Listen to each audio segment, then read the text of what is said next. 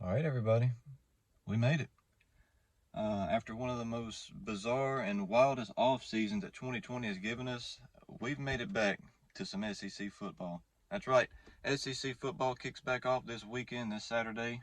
Um, I, for one, am excited. I'm really looking forward to seeing some SEC football. Just to cover what's happened so far, though, um, the last 2 or 3 weeks we've had some college football. A handful of Group of Five teams have played. Some of their conferences have agreed to go ahead and go, fall football route. Uh, the ACC and Big 12 have started. Not really anything, super spectacular as far as in any major marquee games.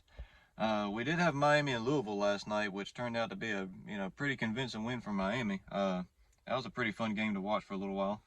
Uh, Offense on Miami's offense was much better than we saw last year. D'Eriq King might actually make a pretty good difference for that team going forward. Um, Clemson and the ACC has done what they do best typically and just roll past everybody they play. Now, granted, they only played I think the Citadel and Wake Forest so far, but still, I mean, when you play these nobody teams, all you can do is go out and pretty much beat the brakes off of them, and that's what Clemson's doing. They're beating the brakes off these teams. Same with Cincinnati, and they played Austin Peay yesterday, but they absolutely steamrolled through them. Once again, all you can do is just dominate the teams that you play you're supposed to dominate. You're supposed to go out and destroy. That's what they did. Um, the Big 12, though, is the Big 12 even really a Power 5 conference anymore? I mean, good grief. Outside of Oklahoma and Texas, they've just been absolutely embarrassing. Iowa State, who some people had as a preseason top 15 team, goes out and just lays an absolute egg in their first game against Louisiana Lafayette or Louisiana, whatever they go by, the Raging Cajuns. We'll go with that. Um, and that I mean, it wasn't even close. I mean, Louisiana just, I mean, they owned that game. They dominated. Iowa State looked like they look like a Division II football team that game. They didn't impress. Kansas State loses to Arkansas State at home. Kansas gets humiliated. I mean, as they usually do, but they get humiliated to a Coastal Carolina team, um, an FCS program. Uh, who else was it? Oklahoma State yesterday. Um, they won, but it didn't look good. 16-7, I think, was the final. They played Tulsa. Um, the commentators the entire game were talking about how good of a sleeper team Tulsa would be as far as on defense. I mean, shoot, I was impressed. If Oklahoma State really is the number 11 team as they've ranked in preseason, well, yeah, I'm impressed. Tulsa might be a good team, but I think it was just more the fact that Oklahoma State did lose their starting quarterback, but still, I mean, you had Chuba Hubbard, who was the leading rusher last year in all of FBS, and he could barely get anything going. He had a couple decent runs, and I think he scored the lone touchdown that Oklahoma State had. But good grief, it was it was not a good look for the Big 12 so far. Like I said, outside of Oklahoma and Texas, who went out and did what they did and dominated who they played, the Big 12 is just a joke of a conference right now. We've talked about the Pac-12 um, being, the joke of college football. I think Big 12's got it this year. They've just been, they've been pitiful, absolute doo doo. Um, but anyway, going on to the SEC games, week one, we've got a few interesting games lined up. A few of what we know are probably going to be blowouts. I guess they went ahead and decided to schedule some of those and get them out of the way. But I'm going to go in the order of when the games come on. Some of these games are more interesting to me than others, and I'll touch up on that when I get to those games. But one of those games that I'm interested in seeing, Florida at Ole Miss. Um, before the schedules changed, before we went to a 10-game schedule, I had Florida, or I had Ole Miss. I picked them to upset Florida, mainly just because of the positioning on their schedule. I think they played LSU right before or right after this game, something like that. I think that I just had a feeling that this would be one of those games that Dan Mullen tends to have throughout his career. I don't think he had one last year, but I know year before that he got blown out by Missouri for really no reason. But I think that could have. I thought that could have been that game this year. I don't feel that way so much anymore now that they're playing them first game of the season, and have had some time to prepare. Um, they're an 11.5-point favorite. What will we see? What can we see Lane Kiffin do with his offense? I think he's got some talent to work with. I don't know how much of that we'll see in this first game. I think the first 2 or 3 games of the season, there's probably going to be some weird outcomes, weird results. Some games, some teams winning games that you wouldn't think they'd win, or some games being closer than you think that they normally would, mainly because of just the unforeseen issues that we've had through this off season with, some teams having to cut practice time short due to COVID concerns, or not getting to practice at all, or players not having to, miss a notable amount of practice time. I think we're going to see that. I think we're going to see some of that show for the first 2 or 3 weeks of the season, and depending on how some teams deal with it and how hard they get hit by it, possibly even more than just the first few. I mean, possibly all season long, if we can make it that far. But anyway, what can Lane Kiffin do with this offense? Like I said, he's got some talent to work with. Is Plumlee going to get the start for quarterback? I don't know. I haven't seen if he's named anybody particular starter. I would assume it might be him. If so, he's shown a lot of flashes as far as, being a pretty solid runner. I think he could really drive some defenses crazy. I forgot what the other quarterback's name was, but anyway, who gets to start there? Kyle Trask for Florida. A lot of hype surrounding him. A lot of people have had him listed as one of the top returning quarterbacks, or the top returning quarterback in the SEC this year. I've even seen him in some people's Heisman races. I don't know if I would go that far with him yet. It just depends on what he does this year. This is going to be a good opportunity for him to really show that he's taking a step forward and can really, lead this team to an SEC East title that a lot of people think that Florida will end up getting, even over Georgia this year. It's probably going to ultimately be between those two teams. But what can he do to really show that he's, taking that step forward? He had a pretty decent season last year. And it's, he's had a pretty good story with, not playing, not getting a start or whatever since, like his freshman year in high school. I forget what like the details for it, but anyway, what are we going to see from Kyle Trask? Florida's got a lot of hype around them, a lot of hopes to win the SEC East. Can they overcome that hurdle? Georgia. Can Dan Mullen get his first SEC East, his first division title? We'll see what happens. We'll see what first they got to get past Ole Miss. I think they will cover the 11.5-point spread. I think Florida will win this by at least 2 touchdowns. I think it'll be a close game first half. I think they could keep it pretty interesting, but I think that Florida's overall talent from top to bottom is just going to be too much for Ole Miss to keep up with. Next game going on the list, Kentucky at Auburn.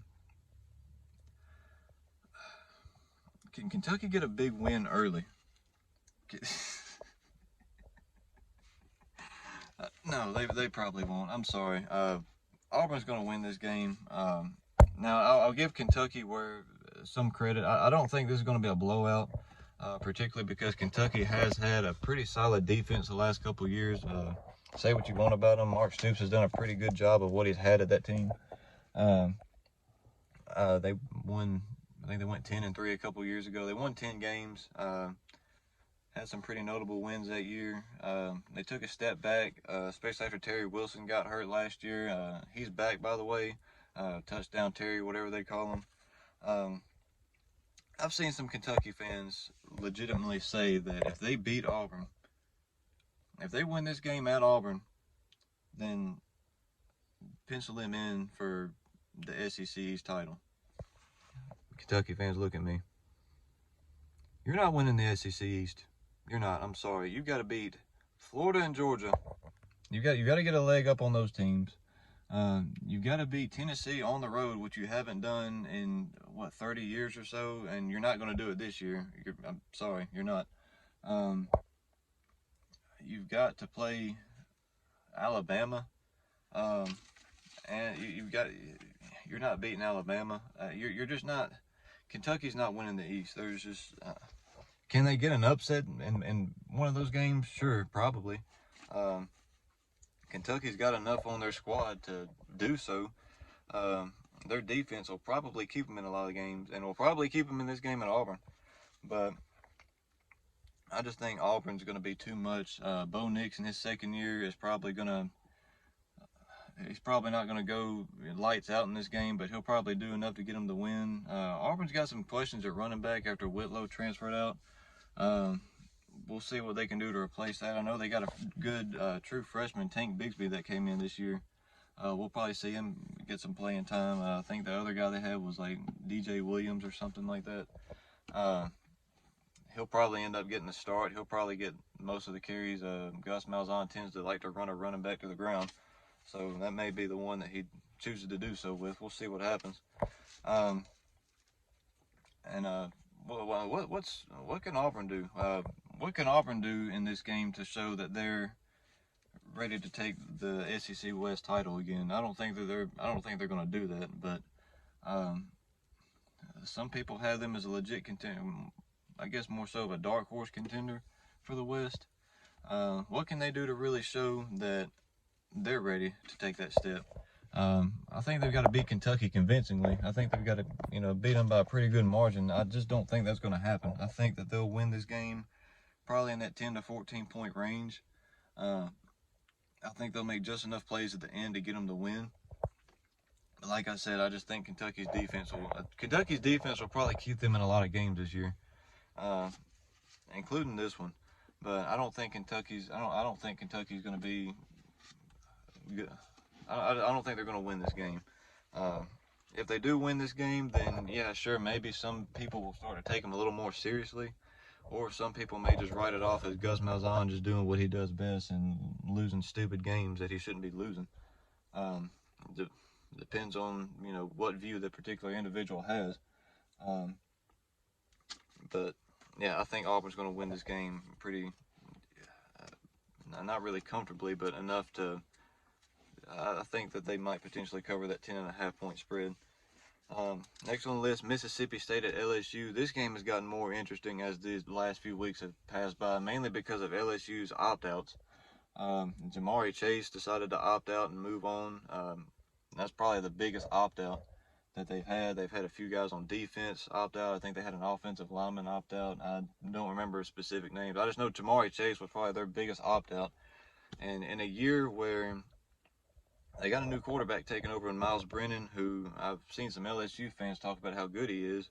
I don't really know for myself. I don't think we've seen enough of him to really make that judgment. But with Miles Brennan taking over, a new quarterback, Jamari Chase would have been a huge help for him. I think that LSU's got enough to keep their offense. The offense isn't going to repeat what it did last year. What Joe Brady did with that offense with Joe Burrow and the players that he had was nothing short of a miracle, really. That was just a miracle turnaround for that offense, and probably one of the best offenses we've seen in college football history, what LSU did last year. It's going to be really hard, near impossible to duplicate that. And without Joe Burrow there, and Joe Brady particularly, Joe Brady's expertise with that offensive system isn't going to stick after just 1 year of being there. I mean, it's not going to fully stick to the extent that he would have really, if he would have been there for a few years and really instilled that system into the program. Just 1 year, not going to be enough to do. Not going to be enough for that to have a lasting effect. We'll probably see some glimpses of similarity for it this year, but the offense is probably still going to be all right. They'll probably still be decent, but they're not going to put up, Miles Brennan's not going to put up Joe Burrow's numbers. Any LSU fan that thinks he is out of their minds.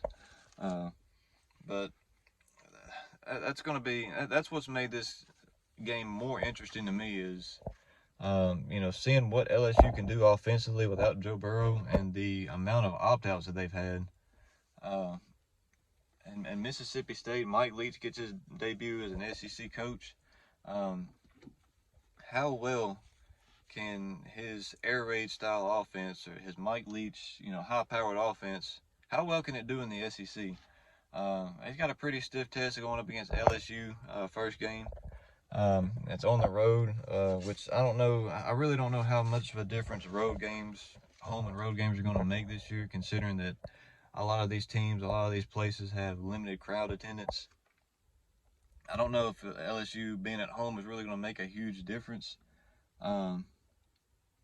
But it's still a road game. It's still going to be interesting to see what Mike Leach can do. I mean, he's got Kylan Hill at running back. As far as I know, he hasn't opted out or stepped away or anything. I know there was some off-season issues with him, but as far as I know, he's still with the team. He's still playing. What are we going to see from Mike Leach? Well, especially with such a short offseason to work with, how much of his true extent of the offense are we going to see in this first game? I don't think we're going to see what Mike Leach can really do with this offense. Maybe not even all season. It's going to take a while for us to really see. In my opinion, it's going to take a while for us to see what he can really do. I think he's going to need a full off season to really prepare and get them ready, which no team has had this year. But I think we could see some flashes of it. I think we could see some interesting play calls to make it look like what we're used to seeing from a Mike Leach offense. LSU is a 19-point favorite in this game. I don't like LSU to cover. I think LSU will win, but I think it'll be more of a 14 to 17-point range win. I just don't think that LSU, with the questions that we've got, with all their opt-outs and what we're going to see from their offense, I think LSU is going to have some issues early and then kind of figure out a little better, make some second half adjustments, and then maybe we'll see more of an improvement on offense for LSU in the second half. Not anything drastic, but enough for them to get the win here. Georgia at Arkansas is next on the list. This isn't really going to be much of a game. There's not really a whole lot to look at this game, except for what's Georgia's offense going to look like post Jake Fromm. They had a really mediocre offense, I guess you might as well say, with Jake Fromm. He wasn't flashy. He didn't do a whole lot to lose you any games, but he wasn't mobile in the pocket. He couldn't really extend plays like he should, or like you would expect from an elite quarterback. And that's been Georgia's struggle as far as them wanting to win the SEC and get back to the playoffs. Their offense, defense has not been a question. Their defense has been dominant. Love or hate Georgia, they've got a good defense. They've had a great defense the last couple seasons, and their defense has, really shut down some teams. I don't think they gave up a rushing touchdown at all last year, or at least for a running back. I think that's hard to do. That's really hard for any team to do. But Georgia did it, and I think they want JT Daniels to start at quarterback. But as far as I know, as of me filming this video, they haven't given him the go-ahead to play. He hasn't been cleared to play. I think that we'll probably see Dewan Mathis, I think is his name. I think we'll see him more in this first game if JT Daniels still hasn't been cleared by the end of this week. And it's going to be interesting to see what Georgia's offense can do. We're probably not going to see the full story with it just because of who they're playing. They're playing Arkansas. Arkansas has, for lack of a better way of saying it, has been absolutely pitiful the last couple seasons. They've gone 2-10 both those seasons. Chad Morris is gone. They bring Sam Pittman in from Georgia, actually. Sam Pittman is arguably one of the best offensive line coaches in America. But making that jump from a position coach straight to a head coach is going to be a challenge. And you don't get any favors when you got to play Georgia your first game. They get Felipe Franks. As far as I know, he hasn't opted out or anything. I think he'll probably end up being the starter. But how much of a difference will that really make for Arkansas offensively? Arkansas just doesn't really have a whole lot of talent to work with. They don't have any outstanding playmakers. They don't have any huge game changers. Felipe Franks is really going to have to make the team around him better. He's really going to have to make the players around him better on offense to really see some success. Arkansas has just got to get an SEC win this year. They can get 1 or 2 SEC wins. Even though they've only won 2 games the last couple seasons, they haven't won an SEC game since 2017. Just winning 1 or 2 SEC games this year will be a good sign of improvement to me. I think maybe they can do it this year, but it won't be against Georgia. Georgia will roll in this game. Georgia's defense is going to be too much. We're not going to see the questions we have for both offenses with Georgia's offense, what they're going to do after Jake Fromm, what can Felipe Franks do with Arkansas's offense. We're probably not going to have those questions answered in this first game, just with the huge gap in talent between the two teams. Georgia's probably going to roll. Georgia's probably going to cover. I think they're 22-point favorites. I think they'll cover that, mainly just because Georgia's defense will probably shut Arkansas down, and Georgia will do enough offensively for them to cover.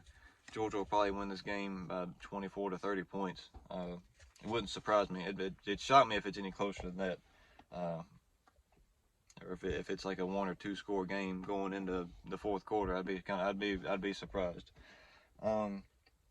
Next game I got Alabama at Missouri. Another game that's not really going to be much of a contest. Alabama, I think, is a 21.5-point favorite, which is kind of low to me. I guess they're just kind of skeptical about what Alabama's offense is going to look like without Tua.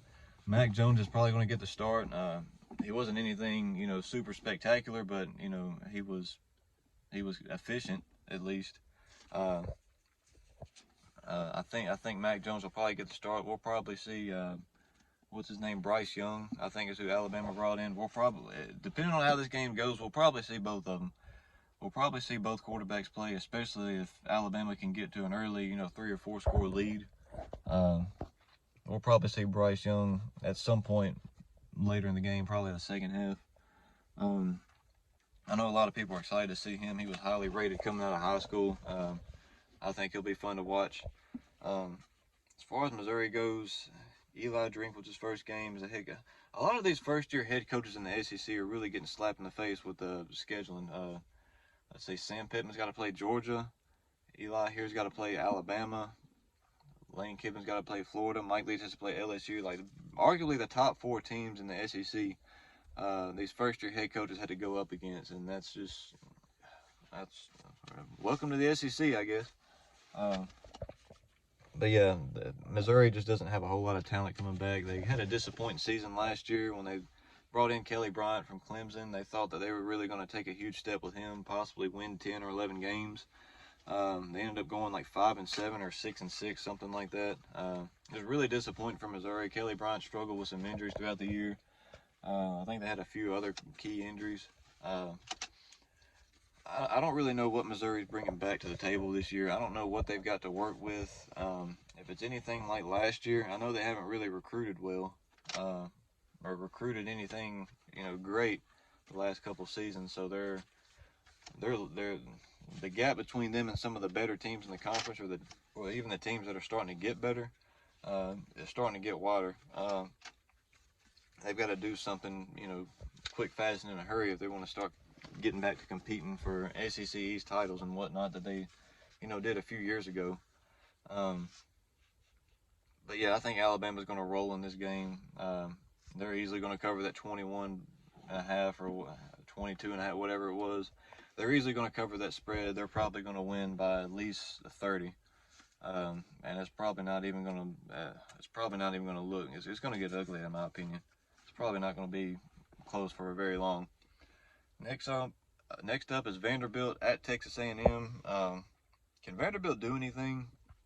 Not really. They're pretty bad.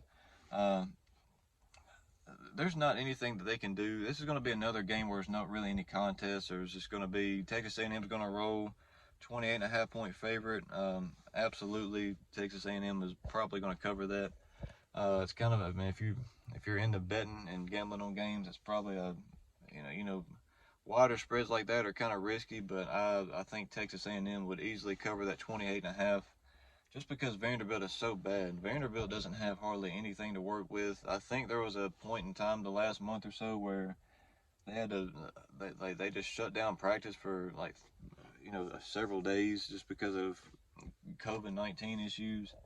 I think that's what I don't remember what exactly the article said, but it was something along those lines where they had to like shut down practice for a few days.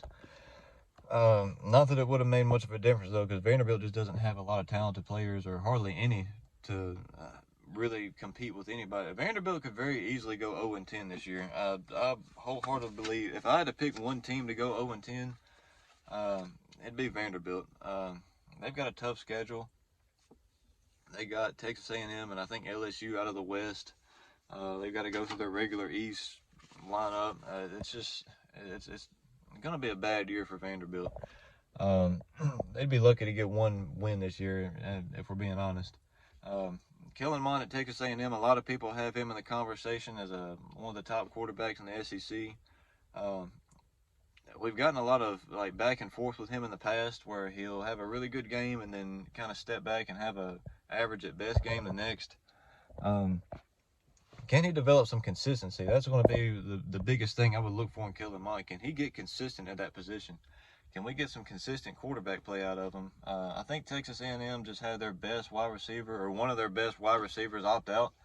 How much of a difference will that make for their offense? Like I said, probably won't see that, and probably won't get that question answered just with who they're playing. But Kellen Mond's going to be interesting to watch this year. A lot of people think Texas A&M could compete for the West. What we're going to see in this game is not really going to tell us whether or not they can, but it's going to be interesting to see what Kellen Mond can do going forward after this game. But yeah, Texas A&M is going to roll in this game. Last but not least, my Tennessee Vols on the road at South Carolina. Tennessee's a 3.5-point favorite. That makes me nervous. Drawing South Carolina for the first game made me nervous. Tennessee's not been very good on the road at South Carolina lately. I think they've lost 5 of their last 6 at South Carolina. 3.5 points. Could Tennessee win this game? I think they can. I think they will. But it's probably not going to be by more than maybe a touchdown. Tennessee's had to deal with some COVID-19 issues through the offseason. They just a couple weeks ago they had to cancel a scrimmage because they had, I think, 44 players that couldn't practice or participate due to either positive test or contact tracing, whatever the issue may be. There have been a couple players, I think one named Morris in particular, one of the offensive linemen, has missed a major load of the off-season, the preseason camp due to COVID issues. Now, he's just a naturally talented player, so it may not set him back too much. But we'll probably see some signs of that early on in this game. Can Caden Mays get cleared by the SEC? I sure hope so. He finally got his waiver after initially having his transfer, his immediate eligibility denied early. Filed an appeal. They just announced earlier this week that his appeal was approved. He was granted permission to play by the NCAA. Now we're just waiting for the green light from the SEC. If he can get that, that'll, in my opinion, that's a pretty big factor for Tennessee. They had some issues with the run game last year as far as like run blocking and getting some explosive running plays up until the end of the season when Eric Gray had a couple of big games. I think Tennessee really needs to get their running game going in this game to win it. If they got Cade Mays, who has been known to be a great run blocker, I think that really helps their chances of getting that run game established. With Eric Gray coming back, can he pick up where he left off in 2019? You got Todd Chandler back there, who's shown flashes of being pretty good at times. Jarrett Garantano is probably going to get the start at quarterback, which I think in a season where we've had in an off season where we've had so many issues, I think having somebody starting under center that's, you know, at least has some game experience, experiences as a starter, albeit he's not been the most amazing at times. I think every Tennessee fan has it's a real love-hate relationship with Jarrett Guarantano, but I think it's a good idea to have him start. I, for one, really hope he has a breakout year. I really hope.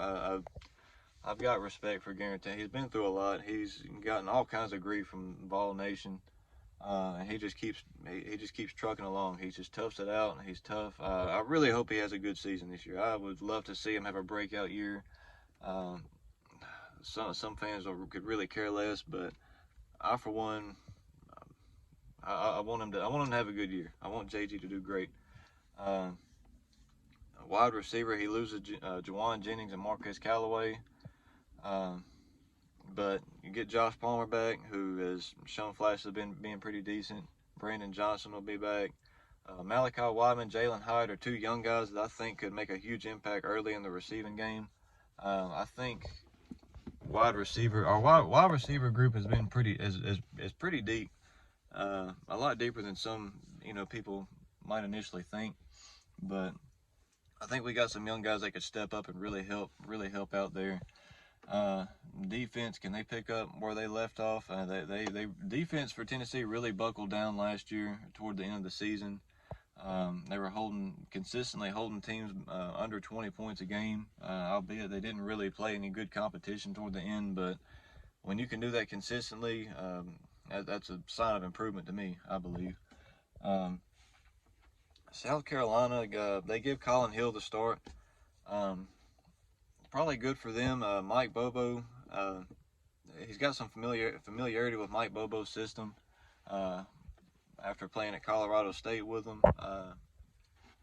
I've seen some mixed feelings from South Carolina fans as far as Colin Hill starting, but I think it's a smart move to give somebody who's more familiar with Mike Bobo's system. Ryan Hilinski may end up being the more talented quarterback, but I understand the move they made. I understand why they made that decision to go with Colin Hill. So we'll see how it pans out. Biggest matchup for me is going to be Tennessee's offensive line versus South Carolina's defensive line. South Carolina got a pretty good defensive line. They got a 5-star, Jordan Burch, I think was his name. He'll probably start or at least see a lot of playing time. I think that's going to be the key matchup. I think if Tennessee can establish their run game and get going good with that, and their defense can pick up where they left off last year and really cover their assignments, stay on their guys, I think Tennessee will win this game. If they can't do that, then this may be another brutal time for Tennessee at Williams-Brice Stadium. I think Tennessee will ultimately win. I think it'll be like a 24-20 type game. If they cover that 3.5, it'll be barely. Like I said, I don't see this being more than like a 6 or 7 point win for either team, really. This will probably be one of the closer games of the weekend. I think Tennessee gets the win. I think they find a way to win late, or at least hold on to a win late. I think that Tennessee will ultimately win. I'm sure hoping they do at least. That's it for this video. Like I said, there's some pretty interesting games lined up. It's only going to get better. There's a lot of good matchups that we'll see later in the season, not just in the SEC, but across college football as a whole. I'll talk about that as we get to each week. This is my first video. I hope to continue to keep doing these videos. I'll probably make another video for the Vol fans, probably breaking down the Tennessee and South Carolina game a little more. It'll probably be later in the week. I'll probably give a more accurate prediction at that point. Maybe Thursday or Friday I'll try to get around to doing that. But I hope to keep doing these videos every week, particularly talking about SEC matchups and other big matchups across college football. I had a lot of fun doing this. I hope you guys have a lot of fun watching. I'm going to continue to try to get better at doing this. Like I said, it's my first video. Something I want to keep going on with. Hope you guys enjoy. Hope you guys have a great Sunday and a great week. I will see you guys again real soon.